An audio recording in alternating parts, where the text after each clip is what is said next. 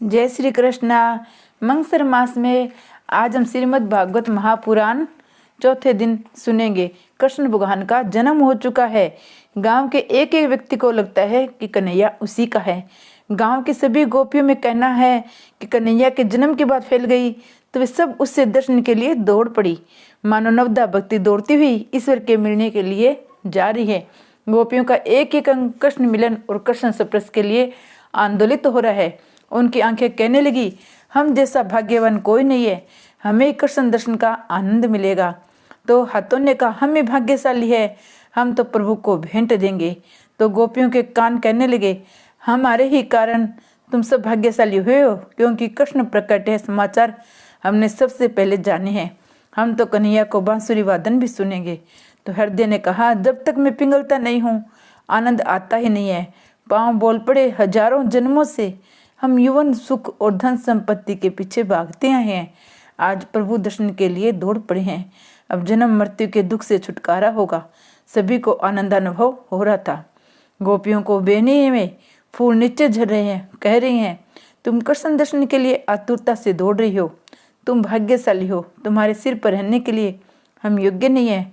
हम तो तुम्हारे चरणों में गिरकर तुम्हारी चरण रज के स्पर्श से पावन हो जाएंगे। यशोदा की गोद में खेलते हुए सर्वांग सुंदर बाल कृष्ण का गोपियां दही से अभिषेक करने लगी। निर्धन गोपियां दूध और दही लेकर आई है। कृष्ण जैसे लाल के दर्शन होने पर आनंद वे से वे भान भूल गई और समय ही दूध दही से नहलाने लगी। सभी गोपियों का मन कन्हैया में आकर्षित कर लिया। हृदय में आनंद का पारावार उमड़ रहा है। गोपियां जितना लेकर आई है उनका 10 गुना बढ़ाकर वापस लौटाना है। किसी को चांदी की थाली दी गई, किसी को चंद्रहार। यशोदा जी ने सोच लिया कि घर का सर्वस्व क्यों न लूट जाए, किंतु सभी का आशीर्वाद और शुभेच्छा पानी है। गोपियां जो कुछ भी मांगे उसे दिया जाए। आनंद में पागल गोपियां कन्हैया की जय जयकार कर रही है। एक ने कहा, यदि देना है तो मुझे कन्हैया ही दीजिए। यशोदा ने उसे अपने पास बिठाकर उसके गोद में लल्ला को बिठाया। आनंद आनंद आनंद। हजारों जन्मों से बिछड़ा हुआ जीव आज प्रभु से मिल पाया। ईश्वर से मिलन होने पर जीव आनंद से झूम उठता है। पुष्प तो सभी बाहर रह गए, किंतु गोपियां तो अंदर पहुंचकर आनंद से नाच रही है। पुरुष अहंकार अभिमान का रूप है। स्त्री नम्रता दीनता का। जो गोपी की भांति नम्र बनकर आता है उसे ईश्वर की राजसभा में प्रवेश मिलता है। अहंकारों का वहां प्रवेश नहीं मिल सकता है। नंद के घर सभी को आनंद देने वाले घर परमानंद कन्हैया प्रकट हुआ है।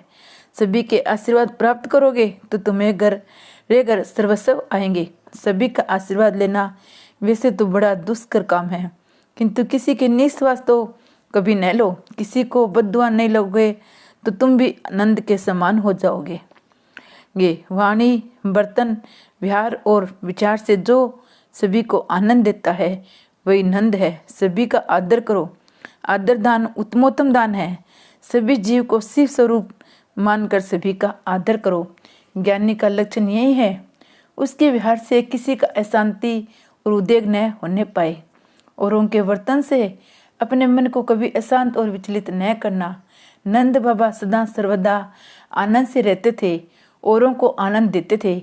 ऐसे नंद के घर ही परमानंद पधारते हैं। सभी को आनंद न दिया जा सके तो कोई बात नहीं, किंतु दुख तो किसी को भी न दो। कोई दुखी हो जाए ऐसा कभी मत करना। आजकल लोग वर्ष में एक ही बार नंद महोत्सव बनाते हैं, किंतु प्रतिदिन नंद महोत्सव बनाना चाहिए। रोज प्रातःकाल 4 बजे से 5:30 बजे तक नंद महोत्सव मनाया जाए। उद का अर्थ है ईश्वर, सर्व का अर्थ है प्रकट है। ईश्वर का प्रकट ही उत्सव है। उस समय धन या भोग आदि नहीं, प्रेम ही मुख्य है। मंदिर में नहीं, अपने घर में ही नंद महोत्सव मनाया जाए। जीवात्मा का घर हमारा शरीर ही तो है। नंद महोत्सव का अर्थ मिठाई बांटना, दही दूध उधेड़ना नहीं है। ऐसा करने पर तो आनंद का अतिरिक्त हो जाएगा। उत्सव तो हृदय में होना चाहिए, हृदय में मनाना चाहिए। ईश्वर का प्रकट होने पर मनुष्य को देह में रहते हुए भी देह का भान नहीं रह पाता। देह धर्म भूलने पर भी उत्सव सफल होता है। परमात्मा को हृदय में पधारो। हृदय में परमात्मा का प्रकट होने पर भूख प्यास नहीं सताती है। जो हर रोज नंद महोत्सव मनाता है उसका सारा दिन आनंद में बीत जाता है। निर्धन व्यक्ति भी ये महोत्सव बना सकता है। इस उत्सव में धन नहीं, मन ही प्रधान है। नंद महोत्सव की तैयारी तो करनी पड़ती है। अपने शरीर को मथुरा और हृदय को गोकुल बनाओ, फिर नंद महोत्सव बनाओगे, तभी हृदय गोकुल में परमात्मा प्रकट होंगे। गो का अर्थ है इंद्रिय, कुल का अर्थ है समूह है, गोकुल का अर्थ है इंद्रियों का समूह अर्थात हृदय। दे शरीर मथुरा है, हृदय गोकुल है। नंद जीव है, इस शरीर को मथुरा बनाना। हृदय गोकुल में बाल कृष्ण को पधारो।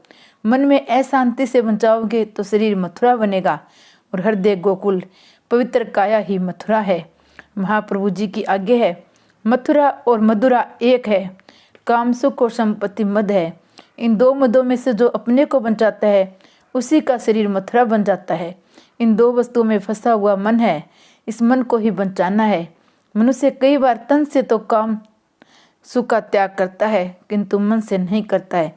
तन से तो त्याग करो किंतु मन से न करो तो वह त्याग दंभ मात्र है। इन दो वस्तुओं में माया है, इन दोनों में मन को बचाना है। दो वस्तुओं को प्रभु ने आसक्तिपूर्ण बनाया है, स्त्री और धन। इन दो आसक्तियों में मद सा आकर्षण है, इन दोनों से हमें बचना है। संपत्ति, आसक्ति और भोग उपस्थिति होने पर ही मन को बचाए रखना ही सच्चा संयम है। अन्यथा अपने जवानी में जो मन को अंकुरित कर पाए वही सयाना है। वृद्धावस्था में आंखें तेज होने पर यदि कोई व्यक्ति सिनेमा का शौक छोड़ दे तो उसकी क्या बड़ाई है। भोग विलास से यौवन को भ्रष्ट न करो। किसी महात्मा ने कहा है, कुछ लोगों का धन पत्थर की पूजा में चला गया, बनिए का धन प्रसाद में जाता है, जमींदार का धन वह आदि में चला जाता है। भक्ति आसान नहीं है, पर स्त्री और संपत्ति का शक्ति को छोड़े बिना भक्ति का आरंभ नहीं हो सकता।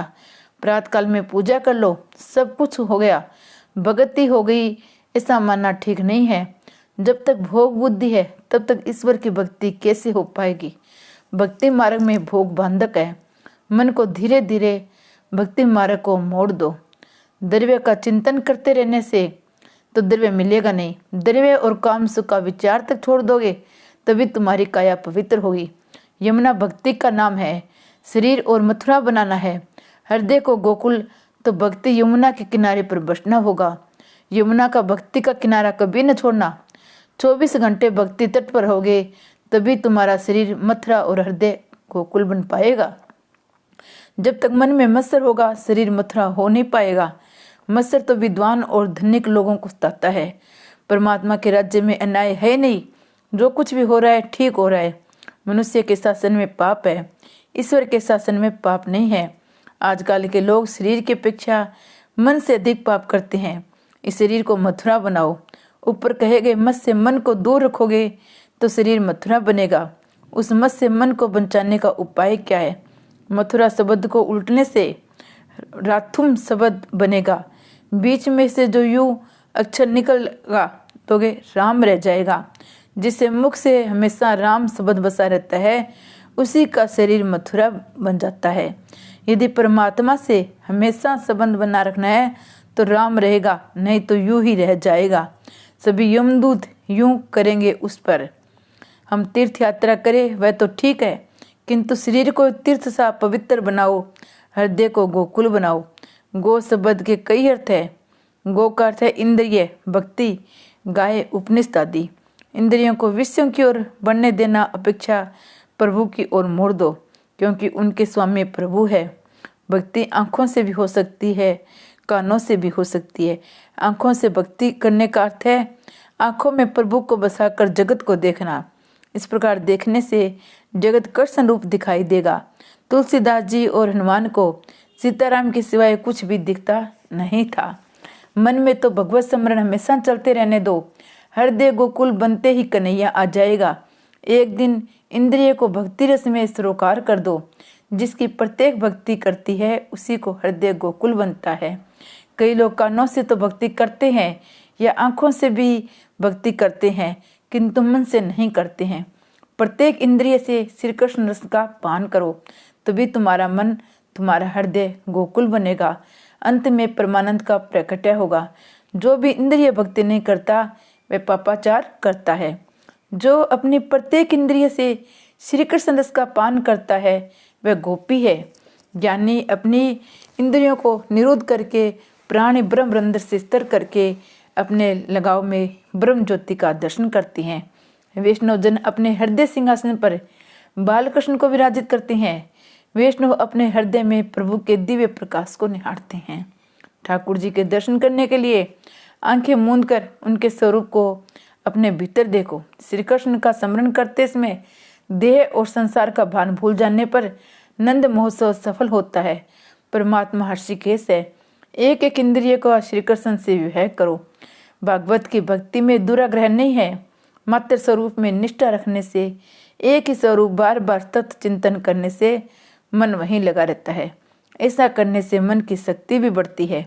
शरीर से नहीं तो मन से हर रोज गोकुल जाओ, मन में मथुरा जाओ।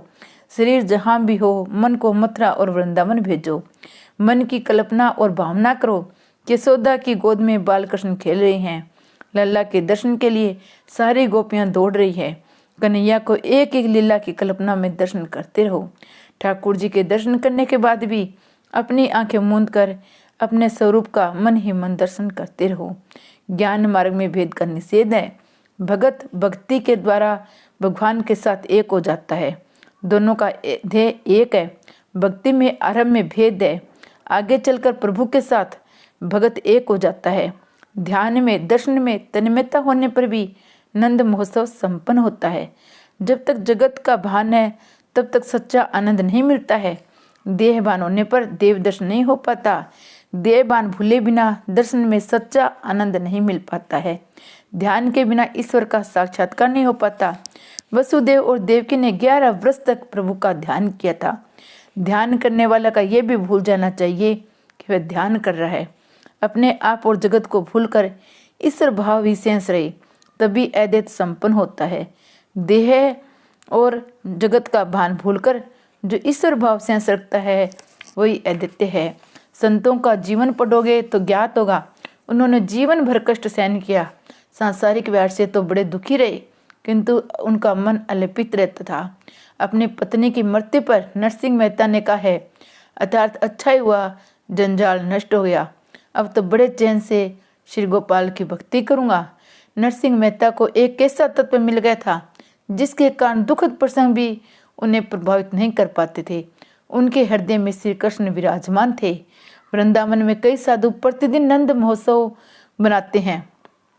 तुम कल्पना और भावना में वृंदावन जाओ, इस महोत्सव को मनाओ। शरीर चाहे कहीं भी, किंतु मन से तो नंद बाबा के घर में निवास करो। भावना करो कि तुम वहाँ सेवा करते हुए लाला के दर्शन कर रहे हो। यशोदा की गोद में कन्हैया खेल रहा है, गाय उछल कूद कर रही है, गोपियाँ आनंद मना रही है।